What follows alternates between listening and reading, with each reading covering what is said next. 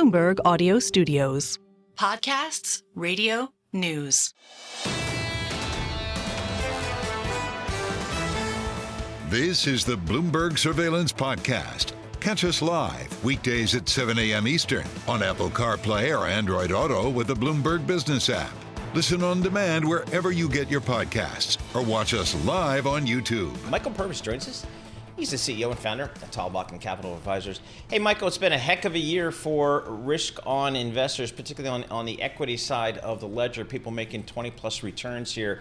How do you think about the beginning of 2025? I mean, some of your clients might be getting a little used to this 20% plus returns. What do you say about 2025?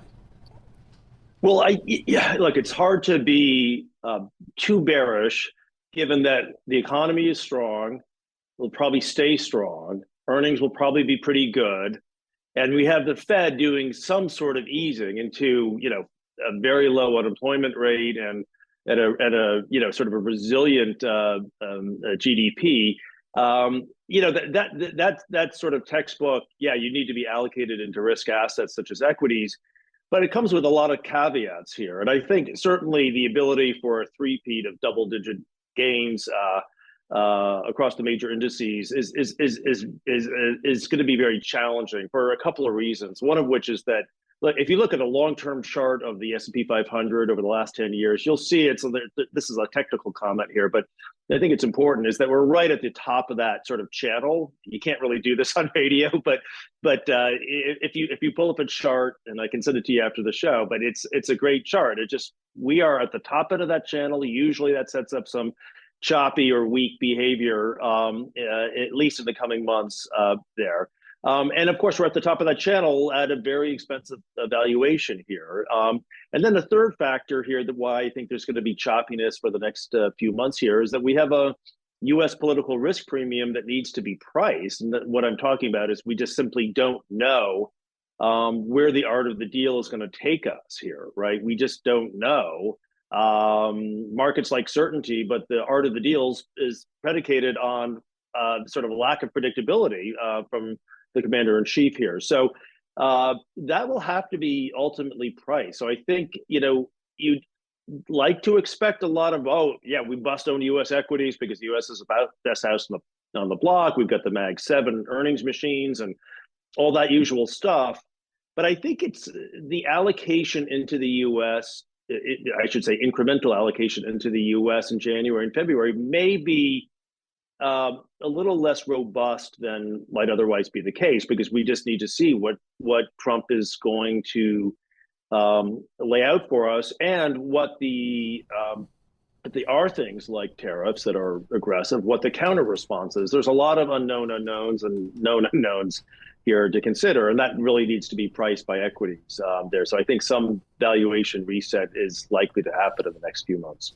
Michael, great to talk to you. We'll allow the technical comment here on this New Year's Eve day. But let me ask you just about the amount of volatility that we're seeing and likely to see. It's something that I always turn to you for, just insight into volatility. And sort of what are you looking for here as we wait for that pricing of the political risk and all of this to unfold here in 2025? Well, you had a huge spike in volatilities with the FOMC in December. And then after that jolt, you saw the VIX really collapse, and you also saw the MOVE index, which is the VIX for the Treasury curve, sort of collapse to basically the lowest level since the Fed started hiking there. I think the MOVE index is the first thing to focus on here, just because it has been, really low, and I think so much of the Trump story, or the fiscal policy unknowns that we were just talking about, it really comes back to the bond market almost before the equity market here. And so if we do see a real escalation in the term premia, and we've seen this sort of slow, steady sell-off in treasuries across the curve really since September, if that continues and we get to 5% and beyond, and we start seeing a lot of anxiety as to what the Fed's response is going to be to White House policies and so forth, you're going to start seeing Treasury volatility up at higher levels there, and that will ricochet into the VIX. So the VIX right now, is I would say not particularly cheap, not particularly expensive. It's not a like, oh my God, it's like the markets are wildly complacent here. But nor is it like, one of those things where the VIX is at 35 and it's sort of like, okay, well, this is yet another Right. inevitable volatility spike. Mike, what do you expect this Federal Reserve to do, over the coming months here? I mean, I think the market's kind of priced in maybe a couple of rates cuts next year. Is that kind of in line with what you're thinking? Yeah, I mean, look, the Fed, I thought, did something that was awkward but good in the December meeting. I've been on the view that we are in the middle of a shift to a higher nominal GDP condition. I didn't understand why they had to do 50 in September. To me, if they did 2 cuts this year, that would have been plenty. And I think the Fed is sort of, when you go through what the economic projections were sort of telling us out of that December meeting, the most important thing I think is that they meaningfully raised their real rate Fed fund forecast over the next 3 years and in the long run without changing their GDP or employment forecasts. And so I think what they're sort of saying is that the economy can actually accommodate higher real interest rates. And we've certainly seen many economic expansions over the last 40 years that had much higher real interest rates than we have had now. And so I think, they've been going through this mental exercise of, are we normalizing to 2019 type of real interest rate environment or something perhaps before the 2008 financial crisis? And I think it's more the latter here. And I think that's what's happening just because there's so many structural forces that are pushing upward support on growth and inflation. Michael, thanks so much for joining us. Always appreciate chatting with you. Michael Purves, he's the CEO and he's the founder of Tallbacken Capital Advisors.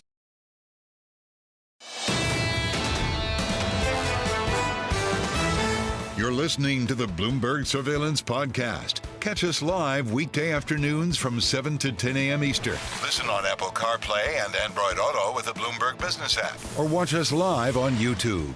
Big problem with our next guest. I mean, Veronica Clark, U.S. economist at Citi. She's great. We love her.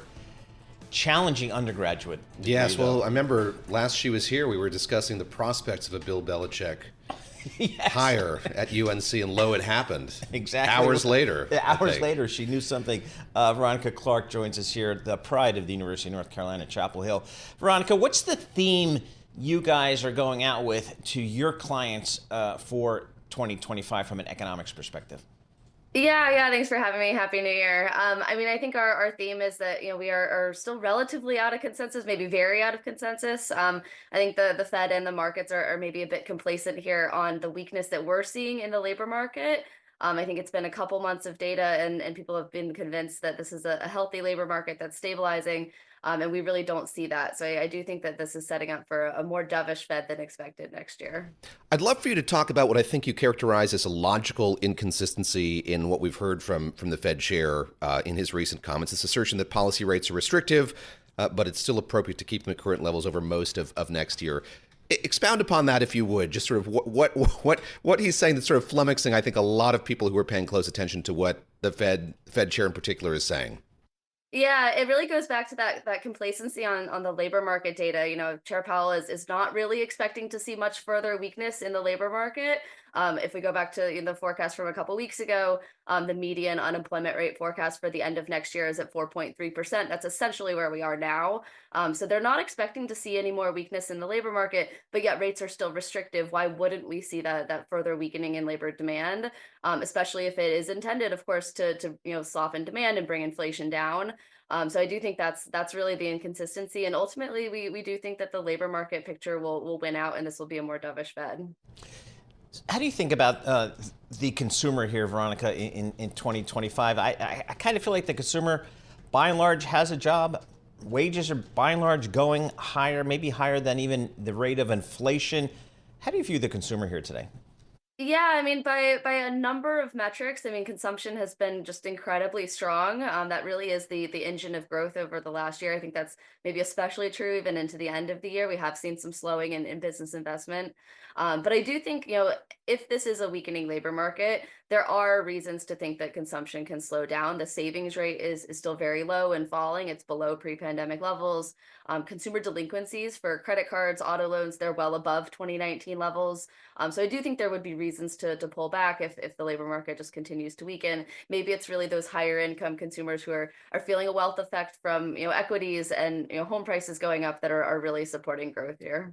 We were talking to Michael Purves just a few minutes ago about political risk and what we're going to have to wait and see happens in 2025 when it comes to tariffs policy or immigration policy, what kind of bombast from the campaign trail may come to pass in terms of policy. Curious sort of what you're thinking in terms of when we're going to be able to get kind of sure signs of what's likely to happen here. And we've just lived through this moment where government funding was once again in doubt. We saw this letter from Treasury Secretary Janet Yellen about government running out of funding here in a matter of weeks. Just dovetail that, if you would, with kind of the uncertainty we're facing more broadly when it comes to policy in 2025. Yeah, we really don't have much insight into what is feasible in terms of policy. Of course, we know the campaign proposals and things like that, but what will actually come to fruition is still very uncertain. Ideally, we learn more, I think, in the early days of a new government, late January, February. Maybe we can get some kind of large reconciliation bill going through Congress and signed into law maybe March or April. Assuming that we would see something in terms of tariffs, maybe additional tax cuts, of course, extending the tax cuts that are expiring at the end of this year. But we really don't know a whole lot of specifics yet. Veronica, what's the Citi 2025 GDP forecast, and kind of what are the puts and takes there? What are the kind of the key things that might impact that number? Yeah, we certainly are on the more pessimistic end of the spectrum. We're expecting something around 1% growth for the year. Of course, that's much softer than we've experienced, but I do think we've had a couple year period here where we have been running above potential growth, probably because we've had so much fiscal support, post-pandemic and infrastructure, Inflation Reduction Act, and a lot of that fiscal support is fading. And like Chair Powell was saying, rates are still restrictive, so we should have some kind of slowdown. It is just maybe taking longer to happen than a traditional cycle, but we are already seeing that in sectors like housing, manufacturing, small businesses. And I do think the labor market, the rise in the unemployment rate is telling us the same thing. We've got to get through the ball drop. We've got to get through inauguration. Then it's January 29th. All the while, we will get more economic data. What are you going to be paying the closest attention to, and what do you think is going to be most determinative in terms of what the Fed does at that meeting and the one that follows? Yeah, I think the single most important number maybe is the unemployment rate, which is going to come out next Friday on the 10th. Luckily, we don't have a government shutdown, so we will be getting that data. I think that is probably the best summary statistic of what's happening in the labor market. Of course, we have seen it rising. You have to look at it on an unrounded basis now. It's essentially back to the highs that we were at before the Fed cut 50. And that's happened with the decline in the labor force participation rate. So if we do see some rebound there, I do think this could be, a surprisingly high unemployment rate for the Fed going into that January meeting. They very well may be cutting again at that meeting. But by and large, I mean, don't we call this environment, this labor market, aren't we fully employed more or less? Yeah, the level of the unemployment rate is pretty healthy, but it's really the trend that's concerning. We've really never seen the unemployment rate rise this much without a recession. I mean, I think the dynamics are that, everyone understands that hiring is very low. There aren't big layoffs yet. But is this hiring that's weak because we were coming off of a really tight labor market, or is it hiring that's weak because businesses are trying to cut labor costs because borrowing costs are high? That's typically what happens when rates are restrictive. And if that's the case, that really isn't changing. And you might just be getting to that last stage, which is layoffs. So. All right, Veronica, thank you so much for joining us. Happy Veronica New Year. Clark. Yep, absolutely. U.S. economist with Citi. This is the Bloomberg Surveillance Podcast. Listen live each weekday starting at 7 a.m. Eastern on Apple CarPlay and Android Auto with the Bloomberg Business app. You can also listen live on Amazon Alexa from our flagship New York station. Just say, Alexa, play Bloomberg 1130. One of the themes in the marketplace for the last 2 years has been AI. The theme, exactly. And Alex Steele and I were up at a Boston Consulting Group offsite in Boston probably a year ago, and the consultants there were saying, when our clients ask us, how do we deploy AI in our business, they always say, no, before we get to there, we want you to commit to however you decide to deploy AI in your business, you do it responsibly. Interesting. Ethically. Yeah. We need that buy-off at the board level, at the C-suite level, before we're even talking about applications, because that's how powerful, potentially, AI can be for a lot of businesses. And I think our next guest thinks about that as well. Mark Weatherford, he is a vice president of policy and standards. The firm is Gretel. Mark, is it too soon to talk about regulating the deployment of AI across businesses? How do you guys think about that? No, in fact, I think we're at this really interesting and unusual confluence of events with AI growing and changing almost weekly, and then the new administration coming in that wants to undo, slow down, and even stop regulation. So, but because of the risks, I think, to business and maybe society more broadly, we are definitely going to see regulation around AI. And what that regulation looks like, I think, is going to be the big question. And because of the appointment, David Sachs and Krishnan, these guys are both entrepreneurs who have worked under the burden of regulation, and they're going to be in the White House. So I expect that they will try to moderate the legislature as much as possible. But at the same time, the risks of uncontrolled AI demand some kind of guardrails. And, legislators are going to do what they do best, and that's legislate. Well, let's talk about those guardrails and where they're being built. So it's been happening at the federal level, I know, been happening at the state level. Then you got a lot of companies who say, look, we can do it ourselves. We have smart people working for us. We're keen to think through the potential philosophical implications of what this might mean, what disasters might be born of this. How do you see all of that shaking out? I mean, we haven't really been in a moment like this where we've had a really nascent technology like this and had the regulatory kind of structure being built around it in real time. Who's taking the lead here? Which guardrails are going to be the first up and the strongest? Well, I'm going to answer the first part of that first. And that is, I think, it's been proven over and over again, self-regulation is not going to work. I mean, organizations don't just simply regulate and do the right thing because it's the right thing to do. So there are going to be some guardrails around. Now, in this year, 2024, there are over 200 bills in the U.S. Congress related to artificial intelligence. At the same time, there are over 700 bills at the state level across 45 different states. And I think 113 states actually passed laws this year around AI. So I think we're going to see it's going to happen much faster at the state level simply because it's easier to get legislation done than at the federal level. But at the same time, when the safety of society is at risk, and I'm not saying that AI presents that kind of a risk, but when the safety and security of society is in question, legislators are going to do something about that. And especially when there are so many people out there and so many organizations out there that are, in fact, raising their hand and saying, hey, let's kind of take a slow approach to this. So there's going to be some influence to slow down, but at the same time, put these guardrails in place. What are we regulating today? What should we be regulating today? Is it data privacy? What should these regulations cover, do you think? Well, I think a couple things, and you hit on the right one. AI is data. AI doesn't exist without data. So what we're regulating, what we need to regulate is how is data being used? Where is the data coming from? Is it sensitive and private data? Is it already regulated by GDPR or California Consumer Privacy Protection Act or some of the other local laws in place already?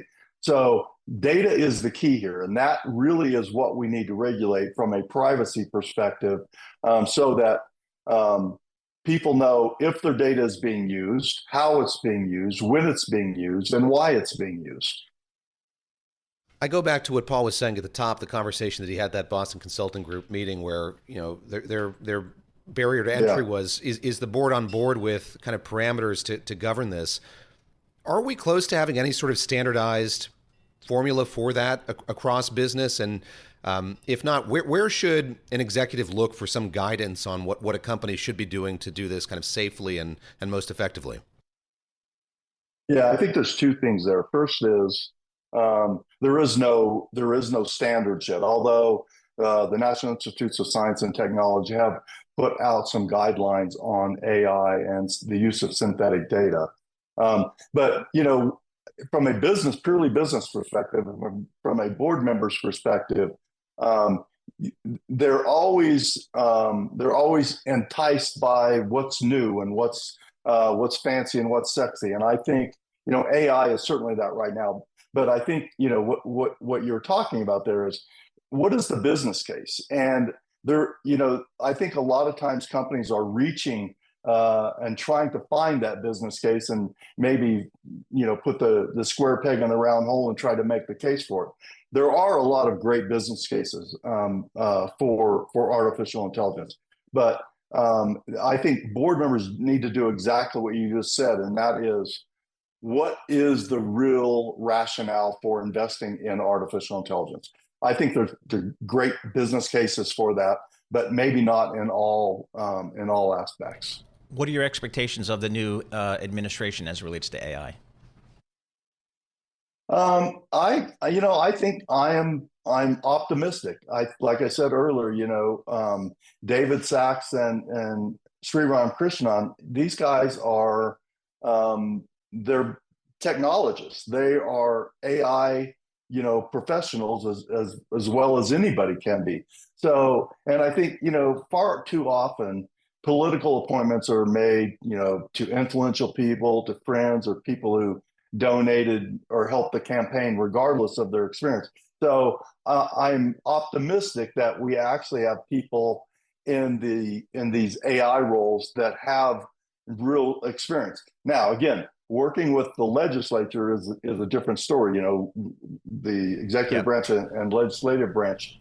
So I think they're certainly going to try to influence legislation coming out of Capitol Hill.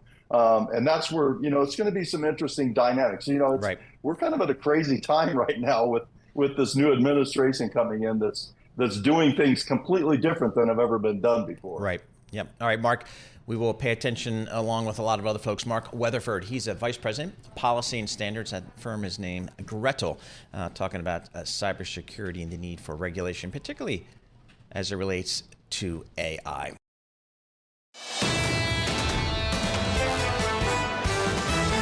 This is the Bloomberg Surveillance Podcast. Listen live each weekday starting at 7 a.m. Eastern on Apple CarPlay and Android Auto with the Bloomberg Business app. You can also watch us live every weekday on YouTube and always on the Bloomberg Terminal. All right, very good. Lisa Mateo joins us here in our studio with a look at some of the stories in the newspapers.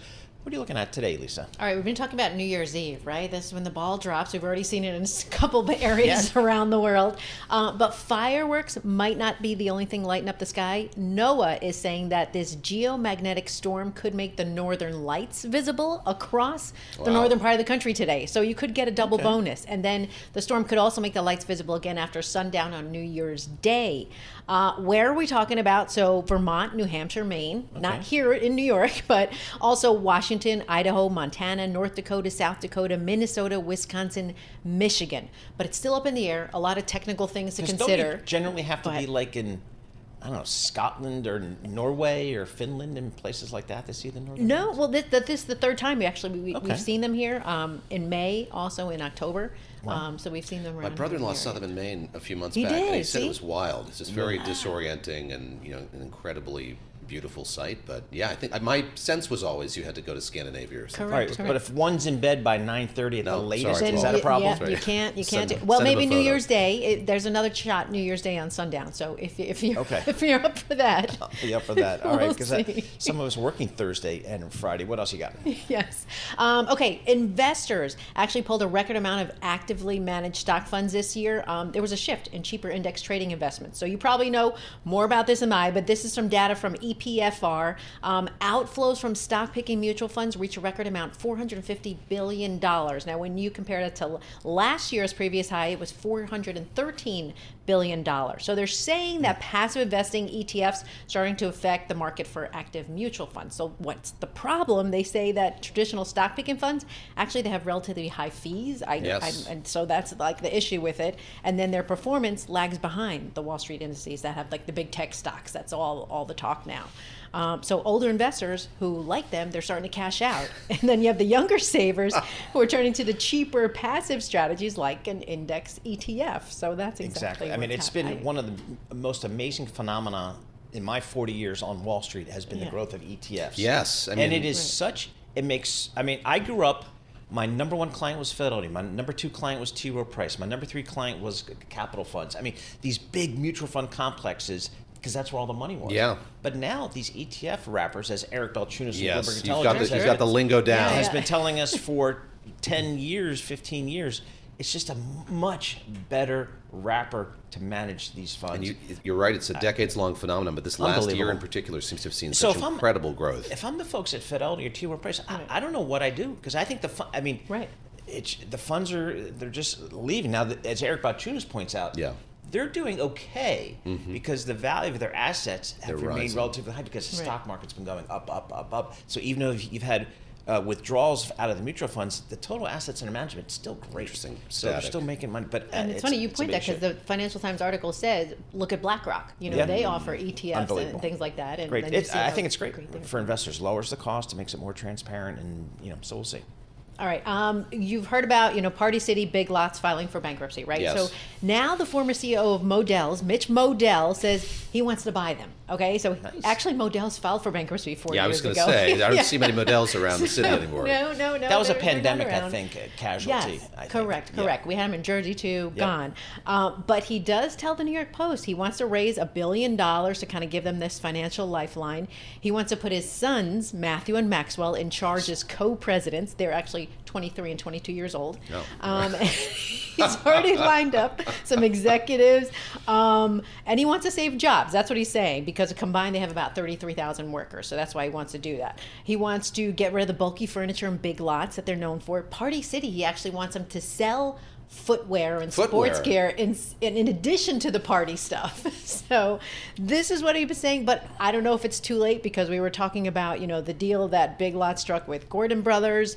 That could be at risk now too. So who knows where this can go, but he says he's up for it. I'll pause to say, as a dad with young kids, it really is terrible that in the city now there's no place to get sporting goods. It's like if you have to get cleats. Right. What do you do? Oh, they don't have online, just got to go online, but it's like goods or anything? No Dick's Sporting Goods in the city that I know of. But it's a real, with Modell's gone, there's no place to go for basics like that. That's a good point. I mean, and so you buy it online and you hope it fits. Right, and you exchange it. And then you have to or they just have to squeeze into those shoes. And then your kid's crying and forget it's the end of it. Gotta go to Moe's. All right. I love that theme. All right, so this is the last one. This stood out to me because if you can't afford the $10,000 or Hermes Birkin bag, Walmart has an option for you, okay? It's a dupe. It's less than $100. It's $78. Everybody's talking about it all over social media. It's called the Walmart Birkins, or some people call it Workins or Walmays.